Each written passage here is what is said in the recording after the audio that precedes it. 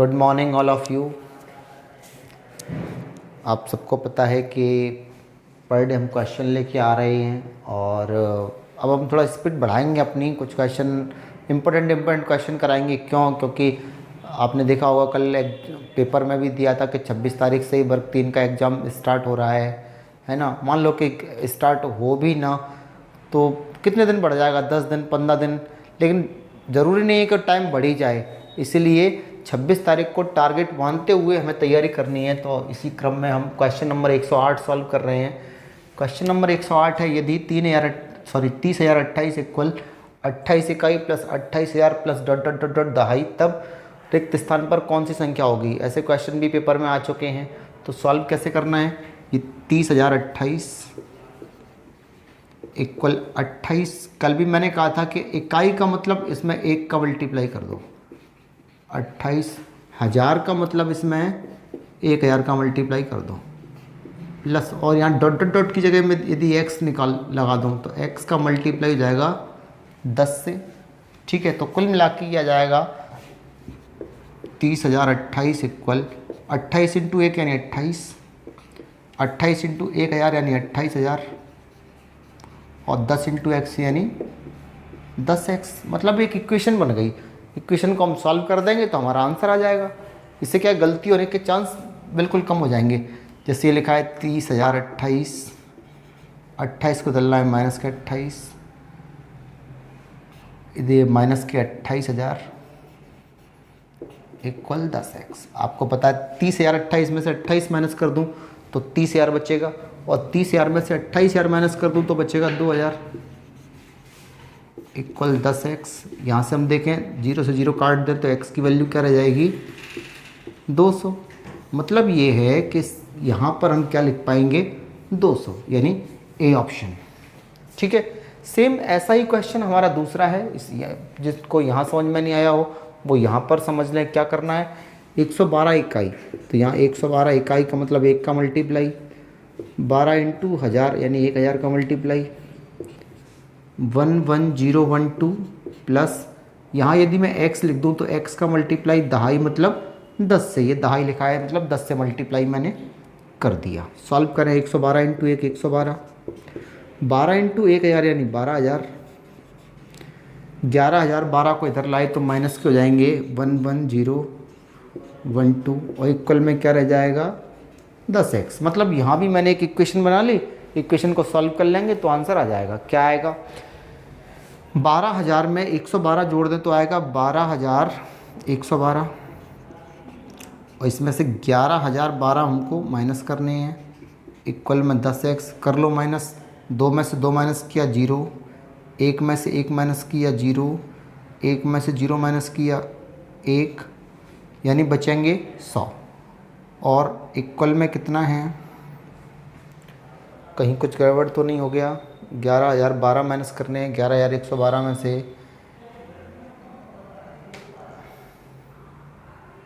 Equal में कितना है 10x। तो यहाँ 0 यदि काट दोगे तो x की वैल्यू 10 आ रही है, जबकि 10 तो ऑप्शन में है ही नहीं। मुझे लग रहा है कुछ गड़बड़ कर दी।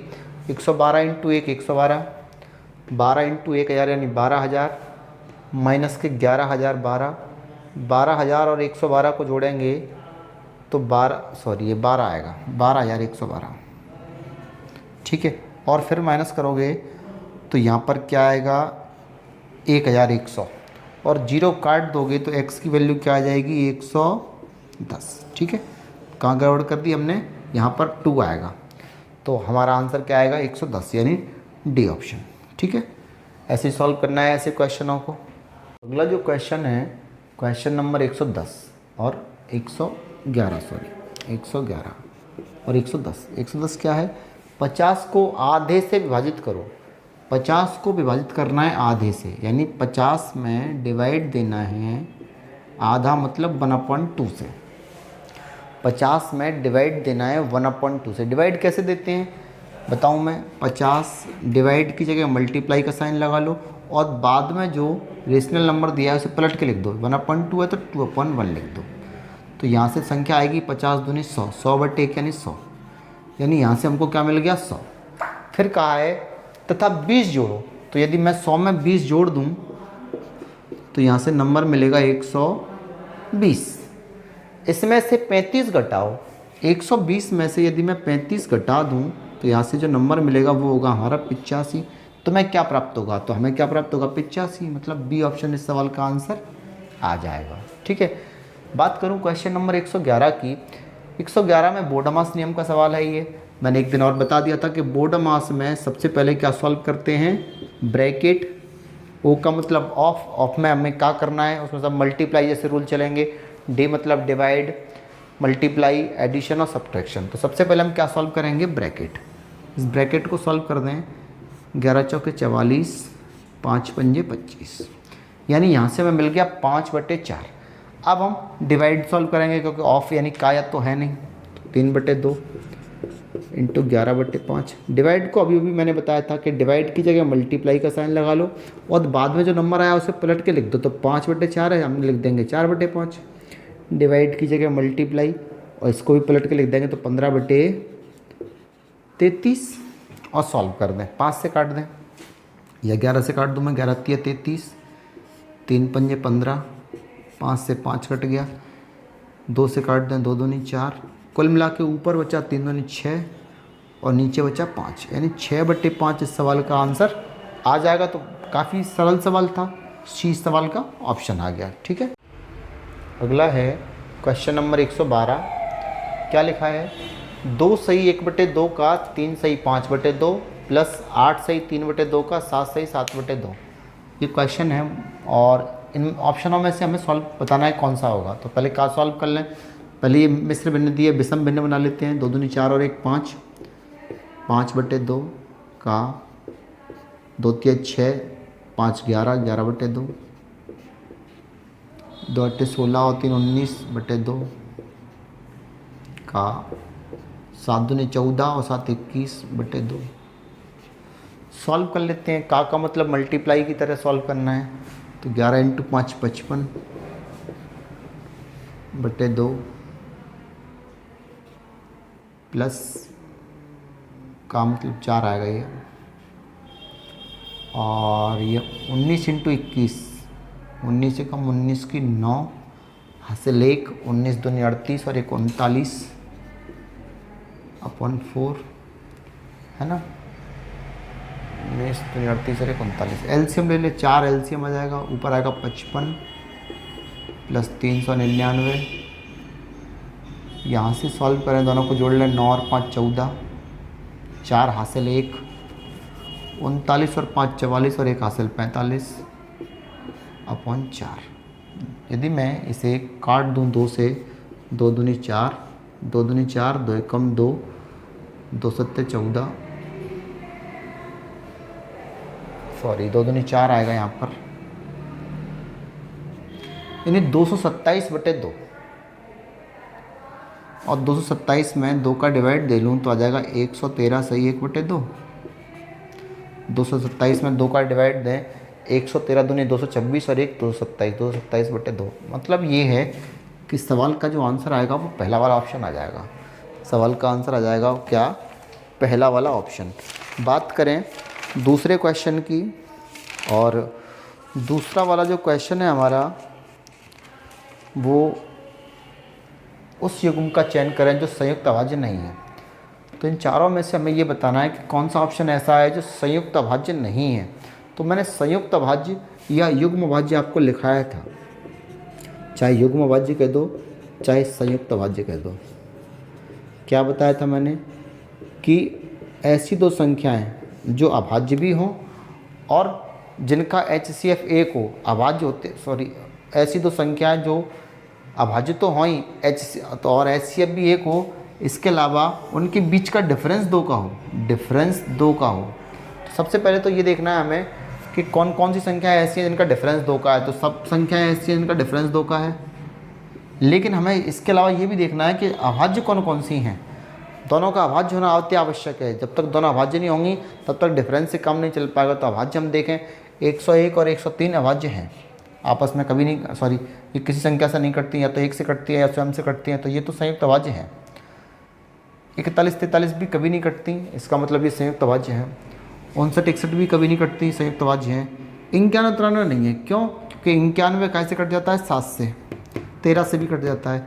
91 7 से भी कट जाएगा, 13 से भी कट जाएगा, इसलिए ये अभाज्य नहीं है। 93 की बात करें तो ये 3 से ही कट जाएगा, 31 से कट जाएगा। इसका मतलब ये है कि ये संख्या ऐसी हैं जो अभाज्य नहीं है, और जब अभाज्य नहीं है, बेशक 2 का डिफरेंस बना रहे, ये संयुक्त अभाज्य या युग्म अभाज्य भी नहीं होंगे, ट्विन प्राइम नंबर नहीं होंगे। ट्विन प्राइम नंबर के लिए दोनों का प्राइम नंबर होना भी आवश्यक है और बीच का डिफरेंस 2 होना भी आवश्यक है। तो इनमें बीच का डिफरेंस 2 भी है, बीच का डिफरेंस 2 तो इनमें भी है, लेकिन ये सब प्राइम नंबर है, ये प्राइम नंबर नहीं है, इसलिए ये संयुक्त अभाज्य नहीं है, ए ऑप्शन। ठीक है। अगला है क्वेश्चन नंबर 114 यानी 114। दो संख्याओं का योग 25 और अंतर 13 है, इनका गुणनफल क्या होगा? दो संख्याओं का योग दिया है 25, अंतर 13 दिया है। तुम चाहो तो मान लो संख्या x और y है, x और y का योग दिया है 25 और अंतर यानी x माइनस वाई दिया है 13। सॉल्व करें, y से y कैंसिल आउट, x और x 2x, 13 है ये, 25 13 38, x निकाले तो 2 से कट जाएगा, 19 दूनी 38, यानी एक संख्या तो क्या निकल आएगी? 19। और योगफल 25 है तो निश्चित रूप से दूसरी संख्या 6 निकलेगी, क्योंकि 19 और 6 का योगफल ही 25 होता है। तुम इतना नहीं सोच पा रहे हो तो फिर मैं यहाँ से बताऊँ, यदि मैं इक्वेशन फर्स्ट में या सेकंड में से किसी एक में ऑप्शन में मान रख दूँ, जैसे मुझे दिया है x प्लस वाई की वैल्यू 25 दी है, x की वैल्यू 19 निकाल ली और y निकालना है मुझे, तो 25 में से मैं 19 को माइनस कर दूंगा तो y की वैल्यू क्या आ जाएगी? 6। मुझे इन दोनों का गुणनफल चाहिए, तो 19 और 6 का जो गुणनफल है वो कितना होता है? 114। मतलब इस सवाल का जो आंसर है वो 114 आ जाएगा। और भी बहुत सारे मेथड है, मैं सोच लेता तब भी ये बता पाता कि दो संख्याएं कौन सी होंगी जिनका योगफल 25 है और अंतर 13 है, तो मैं उनका गुणनफल निकाल देता हूँ। और भी तमाम तरीके हैं, थोड़ा सरल है तो मैंने बता दिया ये। अगला है 115 वाला, दो क्रमागत प्राकृत संख्याओं के वर्गों का योग 61 है और संख्या इनमें से कौन सी है ये हमको बताना है। तो ऐसे सवालों को यदि सॉल्व करोगे तो हमेशा क्वाड्रेटिक इक्वेशन बनेगी, वर्ग समीकरण, तो टाइम काफ़ी लगता है। तो सरल तरीका ये है कि ऑप्शन से इन प्रश्नों को सॉल्व करके देख लो। जैसे मैं सोचूं कि दो संख्याएं बतानी है जिनके वर्गों का योग 61 है, जैसे मैं 5 और 6 आंसर ले लूँ, 5 का स्क्वायर 25, 6 का स्क्वायर 36, और मैं जोड़ दूँ तो क्या आएगा? 61 आएगा। यदि मैं -5 और -6 ले लूँ, -5 का स्क्वायर करूँगा तब भी 25, -6 का स्क्वायर करूँगा 36 और जोड़ूंगा तो क्या आएगा? 61। तीसरा ऑप्शन इनमें से दोनों है और चौथा है इनमें से कोई नहीं। तो निश्चित रूप से आंसर तो हमें मिल रहा है, तो इनमें से कोई नहीं हो नहीं सकता। अब मुझे ये तय करना है क्या दोनों इस सवाल के आंसर हैं। तो यहाँ से एक बात ध्यान से देखो, प्रश्न ये कह रहा है कि दो क्रमागत प्राकृत संख्याओं का, मतलब जो संख्या हमको निकालनी है वो प्राकृत होना चाहिए, नेचुरल नंबर होना चाहिए। तो क्या बी में जो ऑप्शन दिया है वो नेचुरल नंबर है? बिल्कुल नहीं है, ये तो पूर्णांक संख्याएं हैं, माइनस में है। तो ये ऑप्शन में जो संख्याएं दी हैं वो प्राकृत संख्याओं की संख्या नहीं है। इसका मतलब ये है कि केवल ए ऑप्शन इस सवाल का आंसर होगा, ये वाला। वर्गों का योगफल तो 61 हो रहा है, लेकिन यहाँ जो संख्याएं दी हैं वे माइनस में दी हैं, और माइनस वाली संख्या पूर्णांक होती हैं, प्राकृत नहीं होती। हमें प्राकृत संख्या चाहिए, तो ऑप्शन कौन सा लगेगा? ए, 5 और 6, मतलब 5 और 6 इस सवाल का आंसर होगा। करें क्वेश्चन नंबर 115 की। भाग के एक प्रश्न में भाजक भागफल का 25 गुना और शेषफल का 5 गुना है। यदि भागफल 16 हो तो भाज्य कितना होगा, ये हमको बताना है। तो पहले तो हमें ये क्लियर होना चाहिए कि भाज्य, भाजक, भागफल और शेषफल कहाँ कहाँ होते हैं। तो मैंने बताया भी है कि जिस संख्या में भाग देते हैं वो भाज्य कहलाता है, जिस संख्या से भाग देते हैं वो भाजक कहलाता है, भाग का जो आंसर है वो भागफल होता है, और यहाँ जो बचेगा वो शेषफल होता है। और सबको पता है कि कभी भी हमको भाज्य निकालना है तो भाज्य निकालने के लिए भाजक का गुणा करते हैं भागफल में और शेषफल को जोड़ देते हैं, तो हमारा भाज्य आ जाता है। इस बात का सबको पता ही है, बता भी चुका मैं। तो यहाँ हमें क्या करना है, भाग के एक प्रश्न में भाजक भागफल का 25 गुना, शेषफल का 5 गुना है। भागफल 16 है, भागफल दिया है कि 16 है, तो इसमें मैं 16 लिख देता हूँ। भागफल 16 है, इस भागफल का 25 गुना भाजक है, तो 16 का 25 गुना कितना होता है? 16 × 25 यानी क्या आएगा? 400। इस 16 का 25 गुना भाजक है, इसका मतलब है कि इस सवाल में भाजक है 400 और जो भाजक है वो शेषफल का 5 गुना है। भाजक शेषफल का 5 गुना है तो मैं उल्टा कहूँ इस बात को, शेषफल भाजक का 5वां भाग होगा। तो 400 का 5वां भाग क्या होता है, 5 × 40 0, यानी इस सवाल में शेषफल आ जाएगा 80। आप देख सकते हो 16 का 25 गुना 400 और 80 का 5 गुना 400, ये इसका 5 गुना है तो इसका ये 5वां भाग होगा। तो 400 का 5वां भाग 80 निकाल लिया। अब मुझे भाज्य निकालना है तो मैं बता चुका हूँ कि भाज्य निकालने के लिए क्या करते हैं, 400 का 16 से मल्टीप्लाई भाजक का भागफल से, तो 400 × 16 और 80 को हम जोड़ देंगे। पता है हमें 16 चक्के 64 6400 और 80 जोड़ेंगे तो 6480 सवाल का आंसर आ जाएगा। मतलब ये है कि क्वेश्चन ऑप्शन नंबर 20 सवाल का आंसर होगा। ठीक है, ऐसा ही एक क्वेश्चन है 116 नंबर का, सेम ऐसा ही आप कर सकते हो। फिर भी मैं बताऊं प्रश्न क्या है कि भाज्य हमको निकालना है,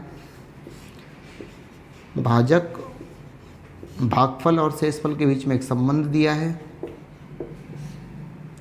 शेषफल दिया भी है इस सवाल में। शेषफल क्या दिया है, 4, शेषफल 4 है। शेषफल का 3 गुना भाजक दिया है तो 4 का 3 गुना कितना होता है, 4 × 3 यानी 12। इसका मतलब भागफल भाजक इस सवाल में 12 है, शेषफल का 3 गुना, और भागफल का 4 गुना है भाजक, मतलब भागफल भाजक का चौथा हिस्सा होगा। तो चौथा हिस्सा कौन सा होता है, 4 × 3, मतलब इस सवाल में भागफल 3 आएगा। आप देख सकते हैं 3 का 4 गुना 12 और 4 का 3 गुना 12। अब भाज्य क्या निकलेगा, तो भाज्य निकालने के लिए क्या करेंगे हम, भाजक का भागफल से मल्टीप्लाई 12 × 3 और शेषफल को जोड़ देंगे तो 12 × 36 और 4 40, मतलब इस सवाल का आंसर क्या आ जाएगा, 40, ऑप्शन नंबर सी। ठीक है।